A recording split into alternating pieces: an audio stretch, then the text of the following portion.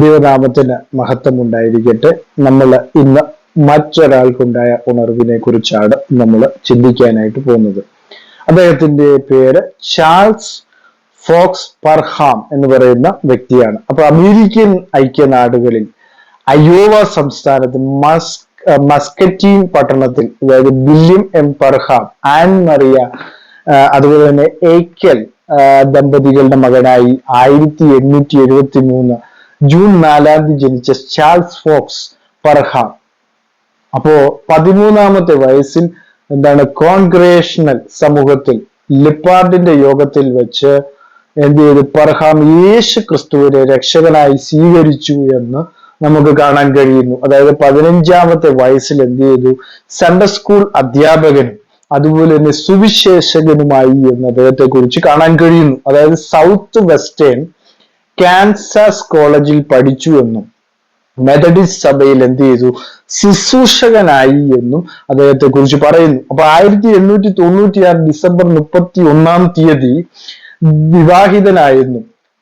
സാറാത്തിസിൽ white ആണ് വധു എന്ന പർഹാം ദമ്പതികൾ 1898 ടോപ്പേക്കായിൽ വന്ന് ബെതേൽ ഹീലിംഗ് ഹോം എന്ന രോഗശാന്തി പ്രാർത്ഥന ആലയം ആരംഭിച്ചു. ആ വർഷം തന്നെ ദ അപ്പോസ്തോലിക് ഫെയ്ത്ത് എന്ന ഒരു ആനുകാലിക പർഹാമിന്റെ പത്രാധിപത്തിൽ ആരംഭിച്ച് മാസത്തിൽ 2 പ്രാവശ്യം ഇത് പ്രസിദ്ധീകരിച്ചു.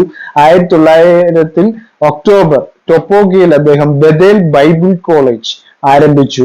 ബൈബിളിൽ കോളേജിൽ പ്രത്യേക പ്രാർത്ഥനാ ഗോപുരം ഉണ്ടായിരുന്നു.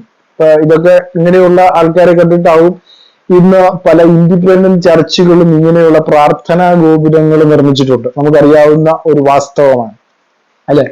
അപ്പൊ പ്രാർത്ഥനാ ഗോപുരത്തിൽ ശക്തമായ പ്രാർത്ഥനകൾ നടന്നിരുന്നു അക്കാലത്ത്. അപ്പോൾ ഈ പ്രെയർ ചെയിൻ ഒരു ആത്മീയ ഉണർവിന് വഴിതെളിച്ചു എന്നും അപ്പോസ്തല പ്രവൃത്തികളുടെ പുസ്തകത്തിൽ ആദിമ ക്രൈസ്തവ സമൂഹത്തിന്റെ ആത്മീയ അനുഭവങ്ങൾ പർഹാമിന്റെ പഠന വിഷയമായതായും അവ എന്ന് പുനരാരംഭിക്കണമെന്നും അനുഭവമാക്കണമെന്നും അദ്ദേഹം പഠിപ്പിച്ചു. അന്യഭാഷ രോഗശാന്തി കൃപാവരങ്ങളുടെ പ്രസക്തി അദ്ദേഹം ഊന്നി പറഞ്ഞതായും ഈ പ്രബോധനങ്ങൾ അപ്പോസ്തോലികമാകിയാൽ തന്റെ സമൂഹം അപ്പോസ്തോലിക് ഫെയ്ത്ത് മൂവ്മെന്റ് എന്ന പേരിൽ അറിയപ്പെടുവാൻ അദ്ദേഹം ആഗ്രഹിച്ചു എന്നും ആഗ്നസ് എൻ ഓസ്മാൻ ചൈനീസ് ഭാഷ സംസാരിച്ചതോടെ അപ്പോസ്തോലിക് ഫെയ്ത്ത് മൂവ്മെന്റ് ഉണർവിനും നവീകരണത്തിനും ഒരു പുതിയ ഭാഷ നൽകിയതായും ഉണർവ് കുറെ കൂടി ശക്തിപ്പെടുത്തുന്നതിന് വ്യാപകമാകുന്നതിനും ഇത് കാരണമായി.